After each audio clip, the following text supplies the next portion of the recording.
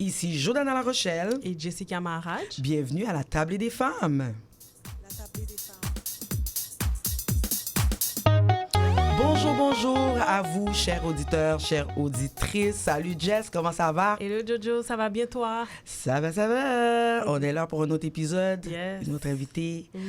J'ai hâte de parler du sujet. C'est sais quelque que ça chose touche, ouais. qui vient me toucher personnellement. Mais bon, avant de passer au sujet, dis-nous, Jess, pour les personnes qui aimeraient en savoir davantage sur la Table des femmes ou juste réécouter nos épisodes, comment peuvent-elles nous suivre? Donc, comme à l'habitude, là, on invite tous nos auditeurs et auditrices à nous suivre sur nos différentes plateformes, que ce soit TikTok, Instagram, Facebook également. C'est là où on partage différents contenus, où il y a aussi là, des moments forts de nos épisodes. Donc, Oui. on vous invite à nous suivre et aussi à partager les pages. Sinon, comme vous le savez, à chaque samedi, on est là en direct à 10h sur les ondes de CIBL 101.5 FM. Sinon, en rediffusion les mercredis à 8h. Donc, comme je le dis là, sur votre route, Dans la en voiture. auto, oui, pour aller travailler, vous pouvez nous écouter. Sinon, vous pouvez suivre aussi nos émissions là sur Spotify. On est là, Apple Podcasts et bien sûr YouTube.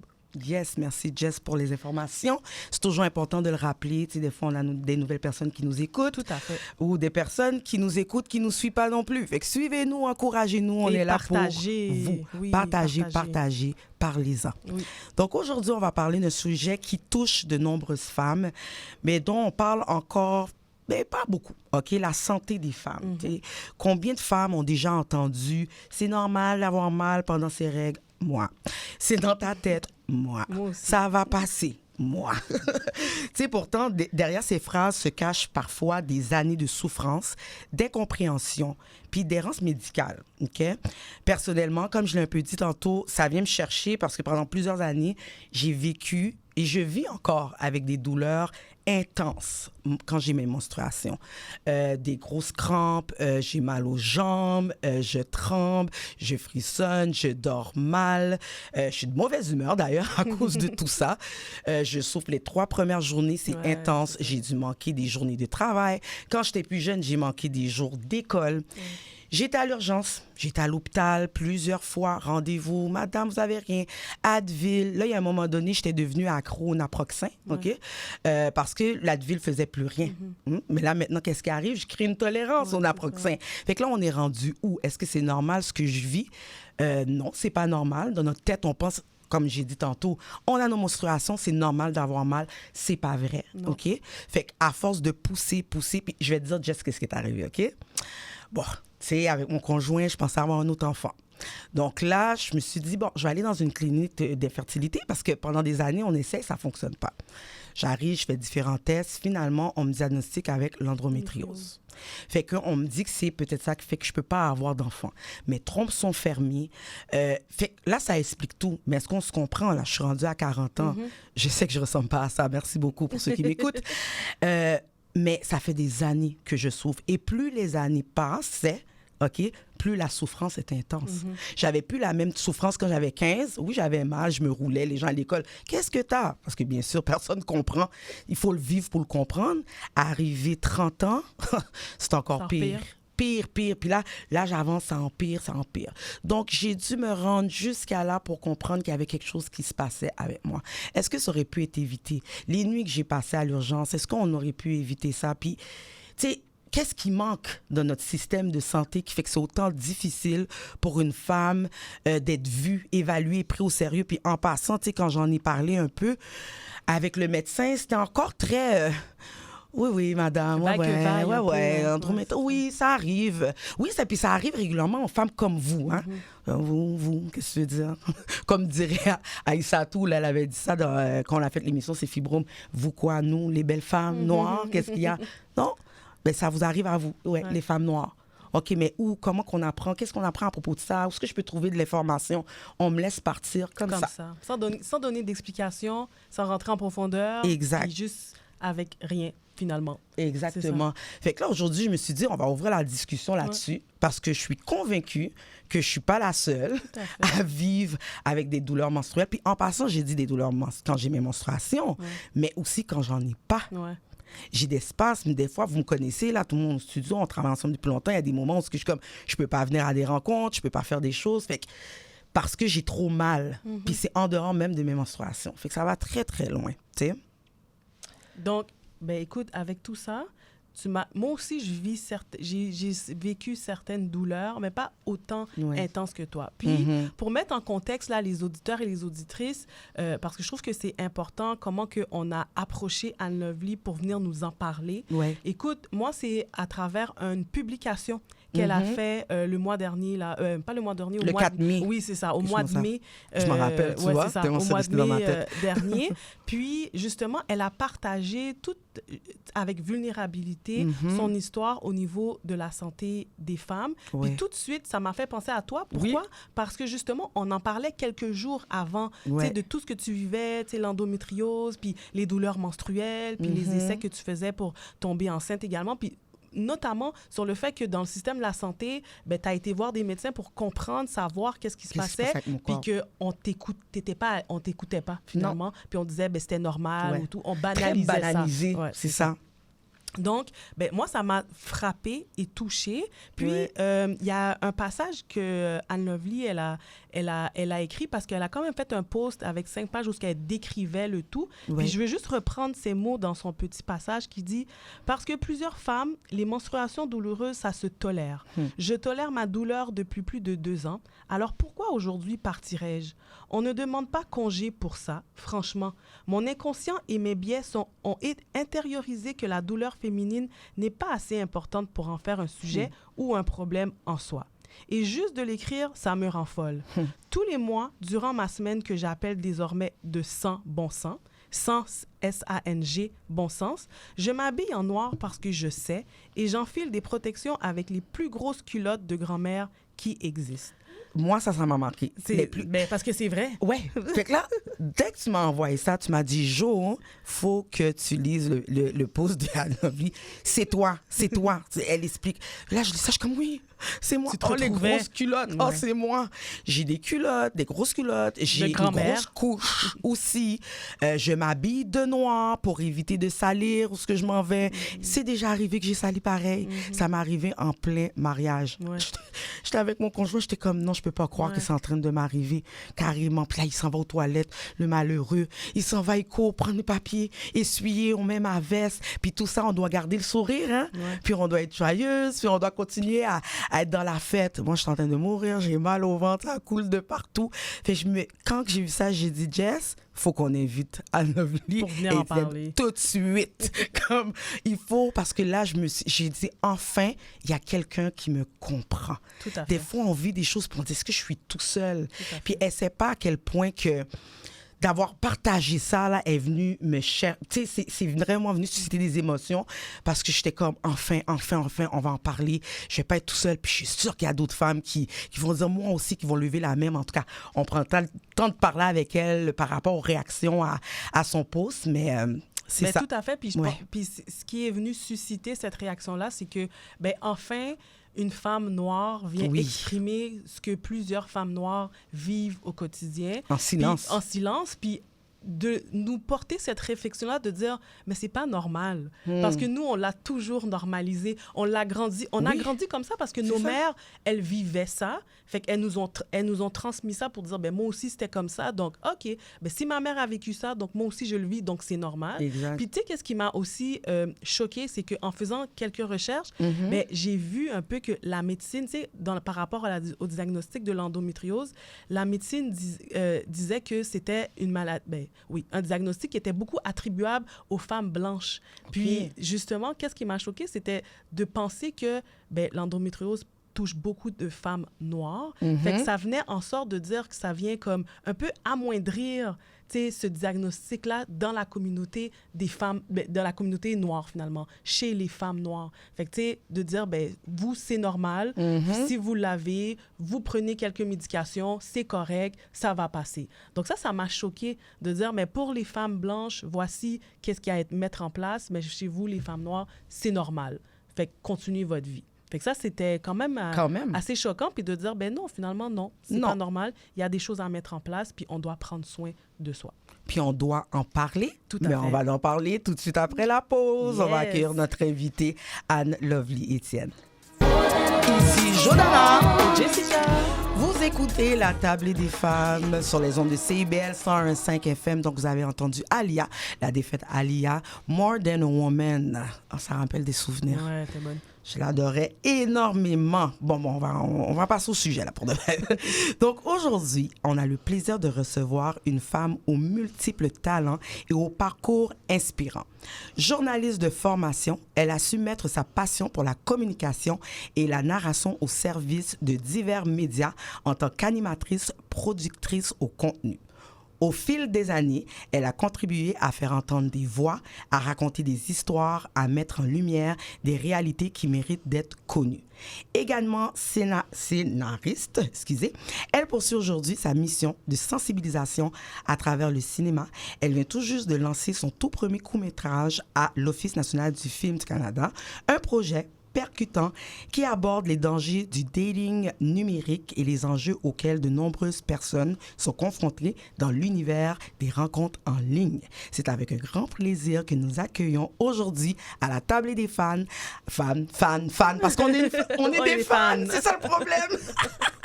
Anne-Lovely Etienne. Oh, c'est trop mignon. Wow. Bienvenue. C'est vraiment ça. Oh, Tu as vu le subconscient, ça a été comme fan. J'adore. Au lieu de dire la table des femmes. J'adore. Fait que vraiment, on est des Merci, fans, on est filles. honorés de t'avoir ici Vraiment avec nous privilégiés. aujourd'hui. Merci, Ouais, les filles. très content. Sincèrement, là, ouais. Puis Je suis très heureuse la barre d'être est haute, ici. là. Ouais. Oh mon Dieu, je suis très heureuse d'être avec Puis vous elle ce a un matin. bon vibe. Ouais. Tu sais, des fois, quand tu regardes les gens sur les réseaux sociaux, à la télé, t'es comme, est-ce qu'elle est snob?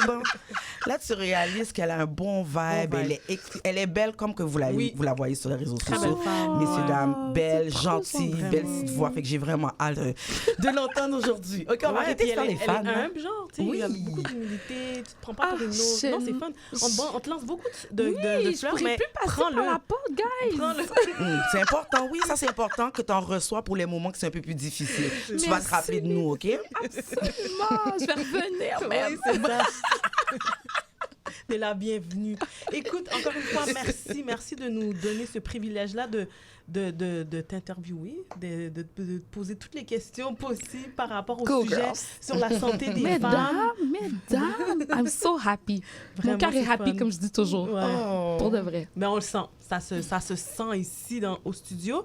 Écoute, Anne-Lovely, est-ce que tu pourrais nous raconter ton parcours, puis notamment sur le fait de pourquoi tu as décidé de parler de ça sur la santé des femmes et des douleurs menstruelles que tu vivais?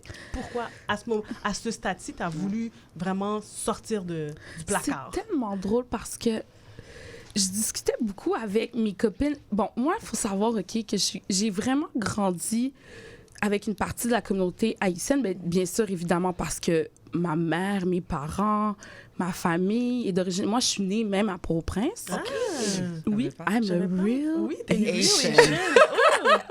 Mais de l'autre côté, ma mère m'a inscrit dans des collèges privés où est-ce que je grandissais vraiment au milieu des Blancs. Et je me suis rendu compte qu'avec mes amies blanches, il y avait une espèce de... C'est décomplexé de parler de santé sexuelle. Tandis qu'avec mes amis noirs, mes amis issus de l'immigration même, il y avait une espèce de gêne, il y a une espèce de... En fait, de pas trop parler de ce genre de C'est choses-là. tabou, genre. Ouais, il y avait comme une espèce de tabou non... Ouais. En fait, c'est comme des lois non écrites. Tu dis, tu ne parles pas de ce genre de choses-là, tu sais. Ouais.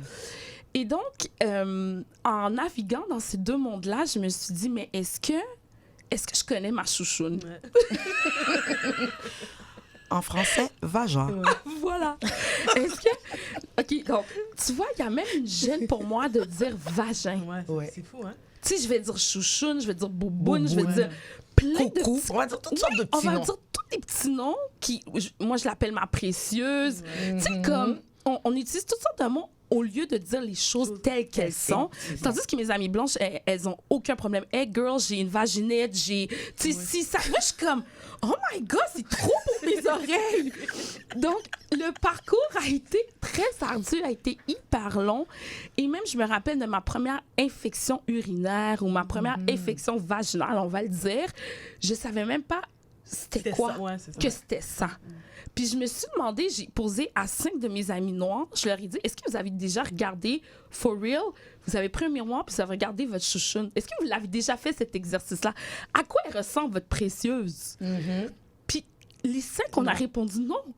On ne l'a jamais. Je ne fait. connais pas mon corps. C'est ce que ça me dit. Ouais, même moi. Exactement. Ben, c'est moi que... non plus, on nous a pas éduqués à Ben, se regarder, à regarder. D'ailleurs, il fallait que ça reste caché. Hein. Toujours caché. Ouais. Puis tu fais mes jambes en créole, donc de là, de fermer vos ses jambes. jambes, fermer vos jambes. Il y avait toujours une espèce de tellement une grande pudeur par rapport à Oui, ça, c'est vrai. que ce soit les odeurs, que ce soit la texture. Est-ce que ce qu'on a, c'est normal? Ouais. Je ne le sais pas. C'est vraiment venu d'une interrogation de dire hey, est-ce que tu connais ton propre corps, Anne-Lovie? Est-ce que tu sais quand tu ovules? Est-ce que tu sais c'est quoi l'ovulation? Est-ce que tu sais c'est ton cycle menstruel? Je n'avais aucune idée. Aucune idée. Et là, j'ai commencé une espèce de quête à connaître mon corps, les filles. Et donc, c'est de là que ça a commencé, en fait, il y a 2-3 ans. Puis c'est là que tu t'es dit, Oui. par rapport aux douleurs menstruelles, Ouais. si on retourne, que tu t'es dit, ben non, finalement, voici tout ce que je vis Ouais. et tout. Ben, en fait, c'est que quand j'ai commencé à avoir des fortes douleurs, puis il faut savoir que pendant 20 ans, j'ai pris des pilules contraceptives. Ouais. OK. Et donc, quand j'ai arrêté, parce que bien sûr, je me suis mariée, je voulais des enfants, j'ai arrêté la prise d'hormones. Et c'est là que les choses ont commencé à vraiment mal aller pour moi. Et donc là, j'ai commencé à écouter des podcasts, justement Gabrielle Union qui disait qu'elle avait beaucoup de difficultés à tomber enceinte, que la pilule contraceptive, en fait, lorsqu'on avait nos menstruations, ce n'était pas des vraies règles. OK. Là, j'ai commencé à beaucoup m'informer de manière scientifique par rapport à ça, Oui. à savoir, OK, est-ce que la prise d'hormones que j'ai pris autant d'années, est-ce que c'est ça qui a fait Contribuer. qui contribue justement à ce changement hormonal-là? Est-ce que c'est le fait que je vieillis aussi? C'est vrai qu'on se Donc, pose cette question. il y a plusieurs facteurs qui étaient mis ensemble pour que je commence cette quête-là par rapport à... Je dois savoir ce qui se passe dans mon corps. J'avais des boutons que j'avais jamais eu avant. Les douleurs menstruelles ont vraiment commencé. Et là, je pense qu'un an plus tard, après avoir arrêté les contraceptifs, c'est là que... oh Tout mon est Dieu, sorti. tout est sorti. Tout est sorti. Puis, justement, quand tu as fait, parce que là, on l'a dit, nous, au début de l'émission, comme quoi que ça a suscité beaucoup de réactions, beaucoup de questionnements, puis de dire, puis de réflexion, Oui. si je peux dire ça comme Oui. ça. Oui. Mais toi, tu sais, au-delà de, ben, pas au-delà, mais toi, comment que les gens ont réagi ou les femmes ont réagi autour de toi? Est-ce que tu as senti comme, eh oui, moi aussi, ben oui, t'arrêtes. Tu sais, comment ça a suscité Si vous cette saviez, réaction? mesdames, j'ai tellement reçu de témoignages de femmes qui souffrent en silence. Ouais. Et que c'est comme vous l'aviez si bien dit en introduction, c'est banalisé. Il y a une Oui. espèce de normalisation de la douleur. Il y a une espèce que, on est décomplexé par rapport à vouloir s'informer auprès d'un professionnel de la santé et de se faire dire, nous, les femmes, c'est normal, on l'accepte, c'est internalisé. Ouais. Et de voir le nombre de femmes qui m'ont écrit pour me dire « Anne-Lovie, merci de prendre la parole parce que ce que tu vis, je le vis aussi. De se salir. Moi, écoute, vous connaissez tous Varda? Bon, Oui. OK, parfait. J'étais chez elle et je savais pas que j'allais avoir mes menstruations. On était là pour un souper et tout. Je me suis assise sur son beau sofa crème. Je me suis levée, elle m'a regardée. Aïe. Elle dit « Chérie, doudou. » Je dis « Quoi? » Je me suis retournée. C'était le déluge sur son sofa crème, OK? Et ça, c'est un épisode parmi tant d'autres. J'ai déjà été à New York, ça m'est arrivé de parler d'un mariage tout à l'heure. Ça m'est arrivé. C'est pas normal au point que mon niveau de globules rouges est tellement bas que je dois me faire des perfusions de fer parce que je suis trop anémique. OK? Tellement que tu perds du sang. Tellement que je perds de sang. Alors là, quand moi, je vais voir un médecin et qu'on me dit « Mais Madame Étienne, c'est tout à fait normal. » Tu sais? Je me dis « Est-ce que ce l'est? » Parce que je dois me poser la question. Bien sûr.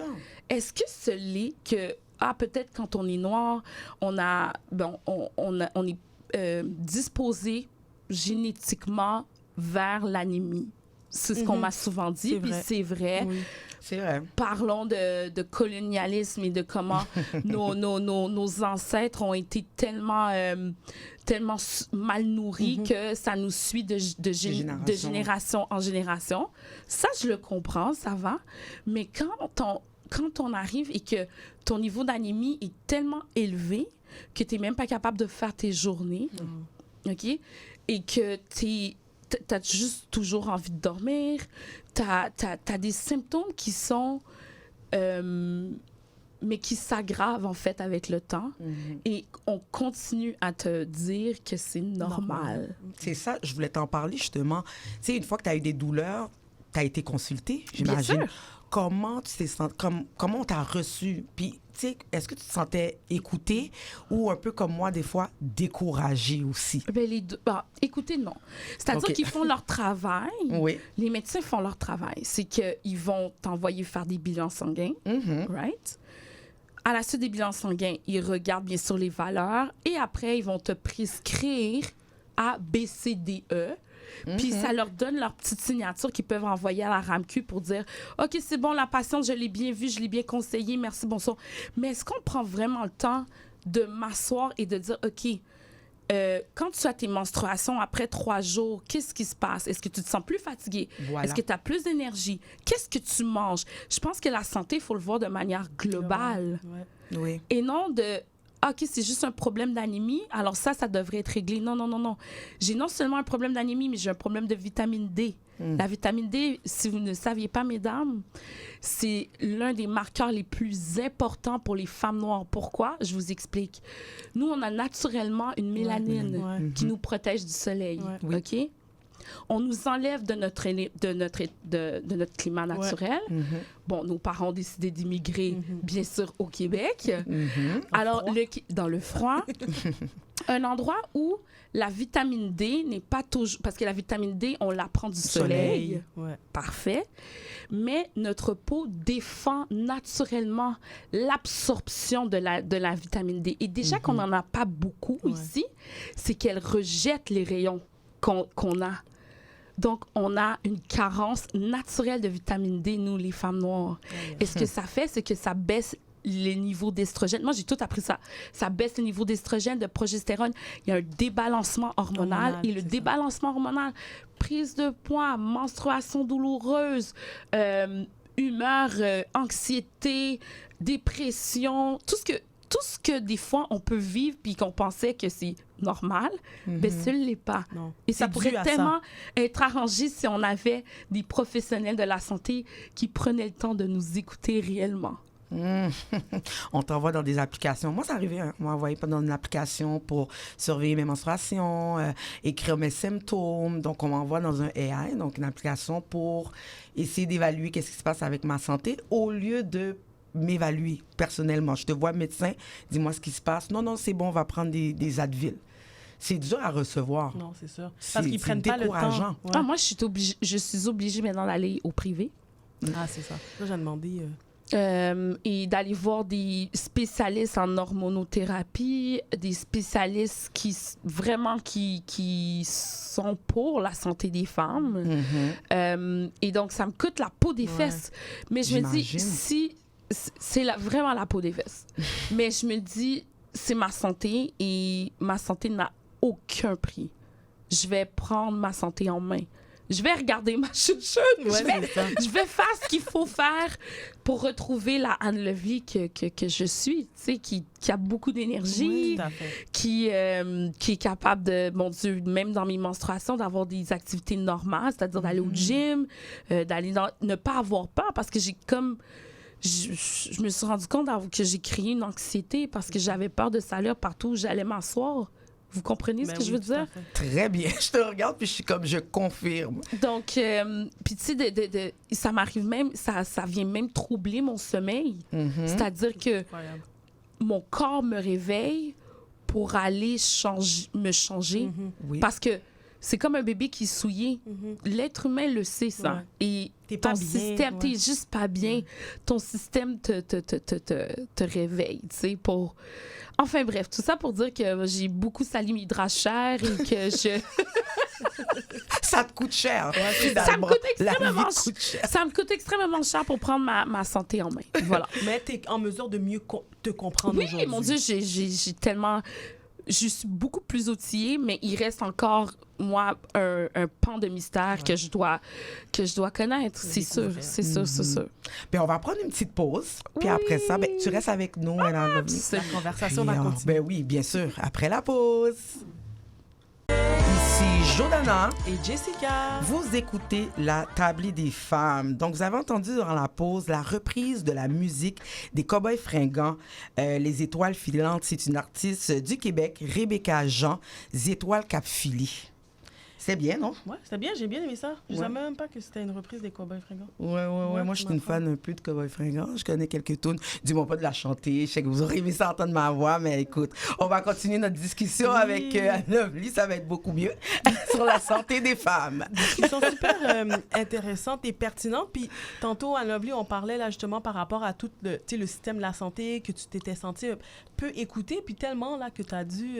t'es justement dans le oui, au privé. C'est ça, Mm-hmm. dans un processus au privé. Oui. Est-ce que tu peux nous dire un peu, selon toi, les plus grands défis que les femmes noires peuvent rencontrer dans le système, quand ils vont chercher de l'aide dans le système de la santé? Selon moi, il y a 3 enjeux hyper importants, OK? Mm-hmm. La première, c'est le manque de savoir et de connaissances des médecins qui n'ont pas été formés à la base.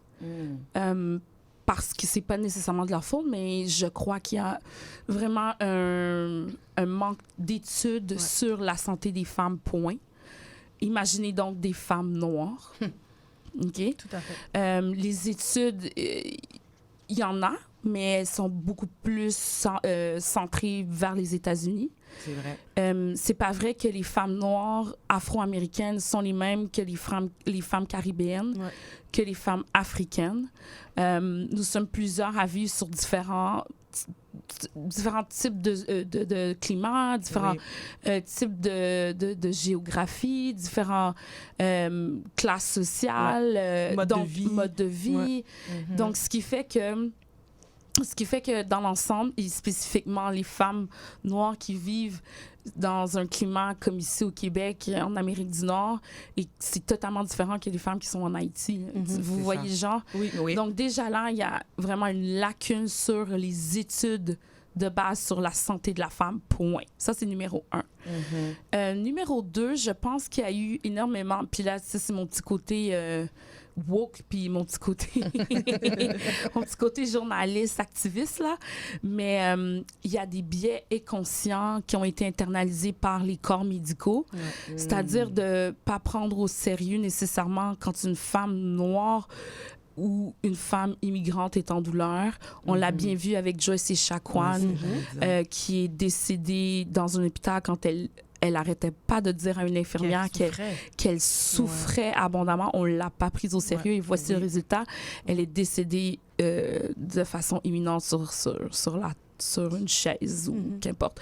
Ça, déjà, ça me montre à quel point les biais sont internalisés par beaucoup de gens qui travaillent dans le milieu de la santé, mais ça, c'est un effort de société qu'on doit faire. Exactement.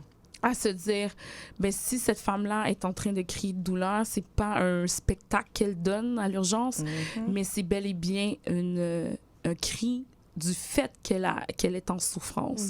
Donc, les biens conscients, je pense aussi, c'est un autre enjeu pour lesquels les femmes noires font face à ces défis-là. Et je dirais aussi que notre système de santé est brisé. OK? Ça c'est clair. Fait que déjà, c'est beaucoup. C'est le plus gros.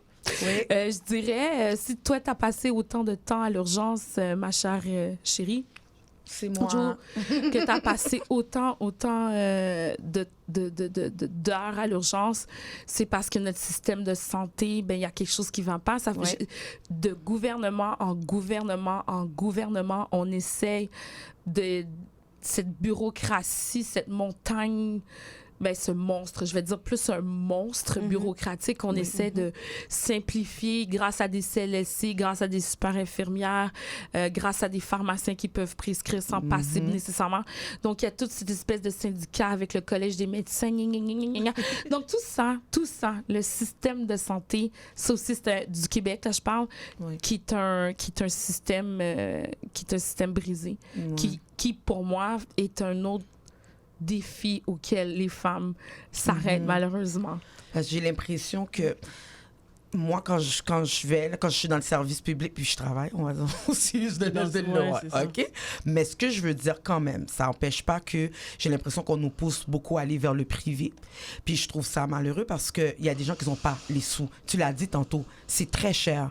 Fait que, c'est très cher. Une mère de famille qui a déjà beaucoup de responsabilités, puis qui veut juste prendre soin de sa santé pour justement être là pour ses enfants. Comme c'est quoi le prix à payer? Je trouve ça désolant, puis il y a une réflexion à faire en tant que société, les gouvernements. C'est quoi vos plans de rétablissement pour notre société? On est en train de perdre tout ce qui est le savoir-être, le bien-être. On est concentré sur l'argent, le capitalisme. Je dis pas que c'est pas important. L'argent, on en a besoin pour faire des achats, pour vivre. Mais et nous? Sans nous, il n'y a pas de monde. Mais on a fait le choix en tant que société de vivre sous un gouvernement qui dit social, c'est-à-dire que notre gouvernement prend une forme de taxe pour le réinjecter dans des services sociaux. Oui. OK? On a fait ça comme choix de société. Maintenant, c'est de savoir comment bien l'administrer. Voilà. Et c'est ça le problème. C'est vraiment ça l'ADN du problème. De gouvernement en gouvernement, que ce soit le PQ, le PLQ, la CAQ, name it, qui ont été au pouvoir, il y a un problème fondamental de comment gérer l'argent ici, de gérer l'argent des contribuables, parce qu'on paye, genre, il y a une expression en anglais, through the feet. On paye énormément de taxes pour un service que je dirais très ordinaire. Tout à fait. Tu sais? Tout à fait. Donc, imaginez pour les enfants qui sont malades, nos aînés qui sont malades, donc dans les RPA, les gens qui ont des gens qui ont des problèmes cardiaques, des gens qui ont des cancers. Alors, la santé de la femme n'est pas la priorité. Okay? Pourtant, on est la moitié de la population mondiale, mais c'est pas grave. La santé des femmes n'est plus une priorité parce que là, on a vu avec la COVID aussi la santé mentale qui déboulonne. Oui. Ça fait une explosion de l'itinérance comme on n'a jamais vécu. Et donc, là, c'est que moi, ma crainte, c'est que oui, effectivement, la santé de la femme est très loin en arrière comme priorité. Tout à fait. C'est ça, là. Puis, en parlant de ça, parce qu'on parle beaucoup du système de santé, puis qu'est-ce qu'on devrait changer dans le système pour que le système de la santé soit en mesure de bien répondre aux besoins des femmes? Que j'aimerais poser cette question-là à tous les ministres de la Santé. S'ils nous écoutent, par hasard. S'ils nous écoutent, dont M. Dubé.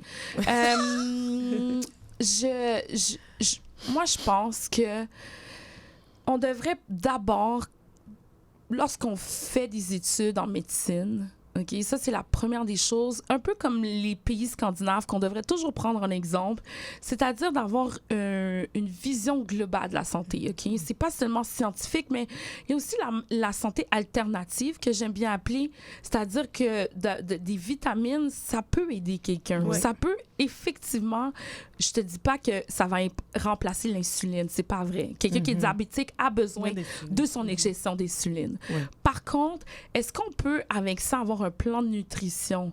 Tu sais, déjà de prendre la personne en charge, mais de manière globale, faire un 360 avec cette personne-là.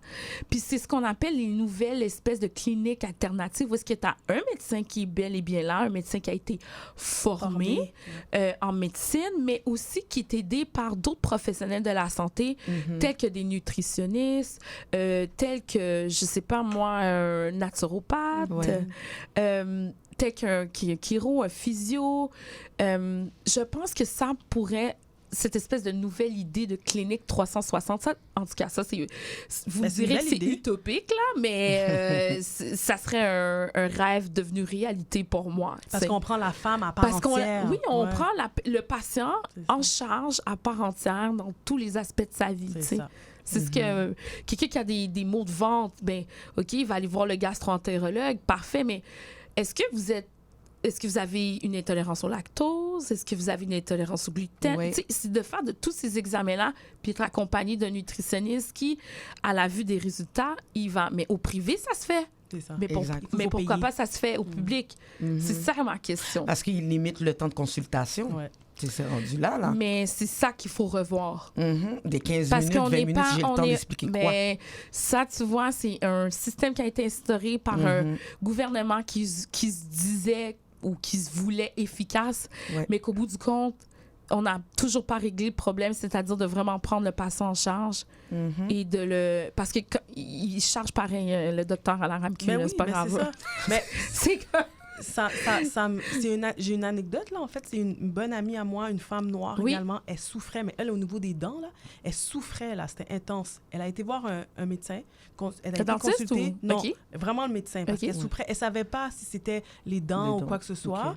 OK. Ou les Puis- nerfs. Ou les nerfs, Mhm, exactement. Puis mhm. ça, même elle avait de la difficulté à avaler tellement. Fait qu'elle s'est dit, OK, je vais aller voir un médecin. Puis le médecin a dit, non, ça, c'est pas moi. Ça, c'est un dentiste. Fait que, allez voir le dentiste.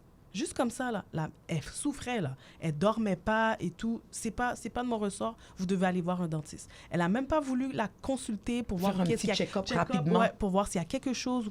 Elle dit, c'est pas de mon ressort, allez voir un dentiste. Donc, c'est exactement, tu sais, un peu, ça revient à qu'est-ce qu'on disait dans le sens où ce que c'est, tu sais, on n'est pas écouté. C'est juste, c'est pas de mon ressort, je suis pas professionnelle dans ça, donc allez voir un autre spécialiste. Tu sais, fait que Mais, tu sais, moi, j'ai des amis qui sont médecins. Puis c'est pas... encore une fois, des fois, c'est pas un manque de volonté de leur part. Je pense que c'est le système qui les pousse avec toute cette paperasse, avec tout. C'est comment ça a été bâti. On n'est Oui. plus dans les années 70.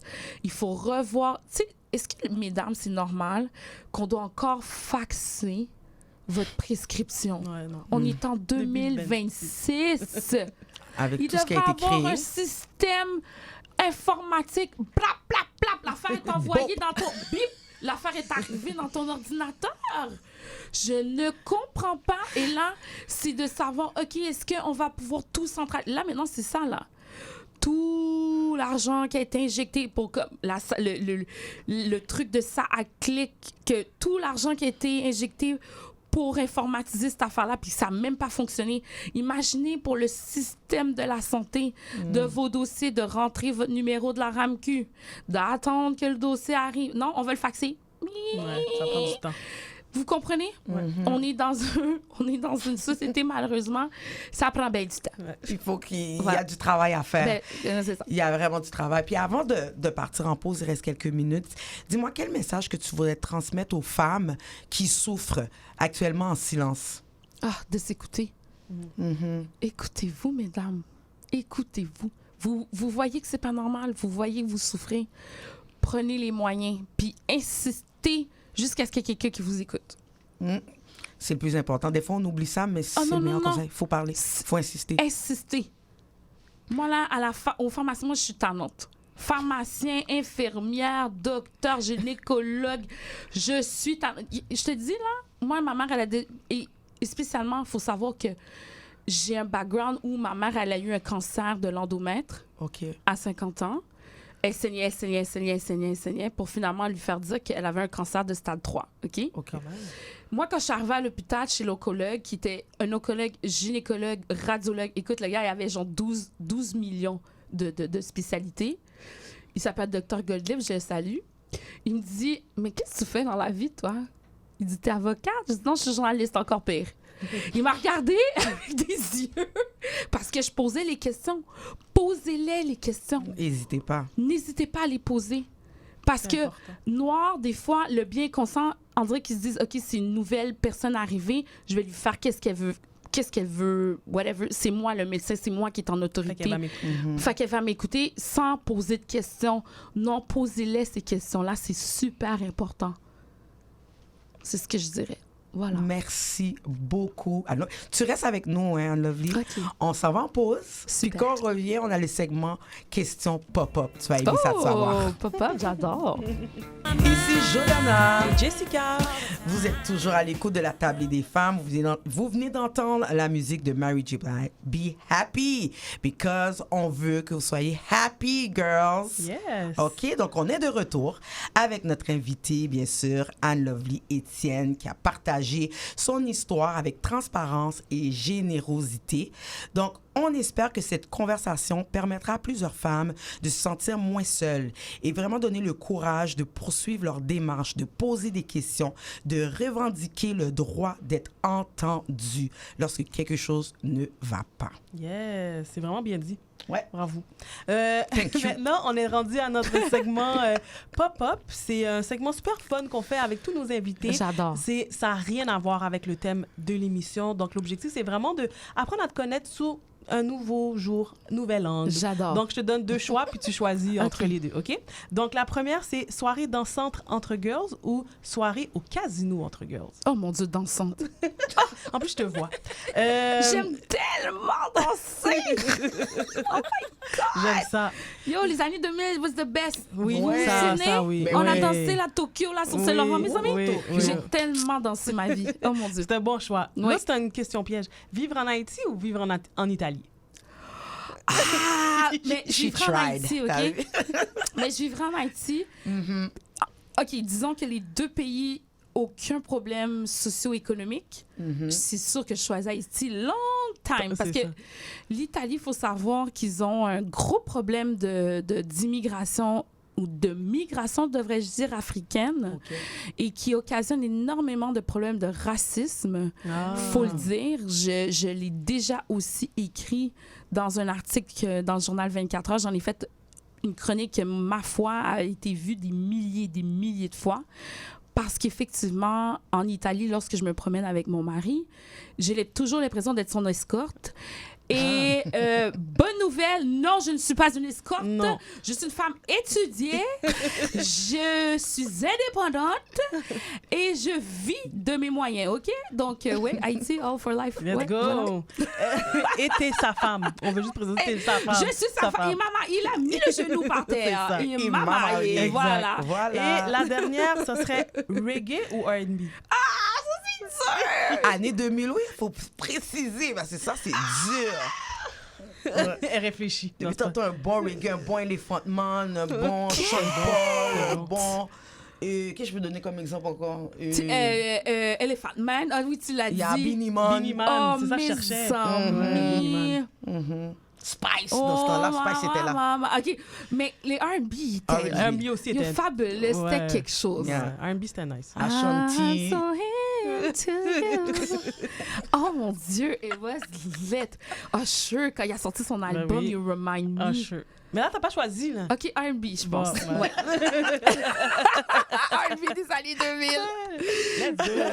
Ouais. Normalement, on pose un peu plus de questions quand c'est une question pop-up, mais parce qu'on voulait prendre un temps pour donner tes Oui. infos. Puis surtout, comme que tu nous glisses un mot sur le court-métrage. Oui. Mais avant tout, pour suivre tes projets, les gens peuvent te suivre sur Instagram et Oui. TikTok. Donc, c'est Anne Baramba, Oui. Lovely Baramba, Oui. E. Mais je vous promets, si vous écrivez Anne Lovely, tout va sortir. Oui. OK?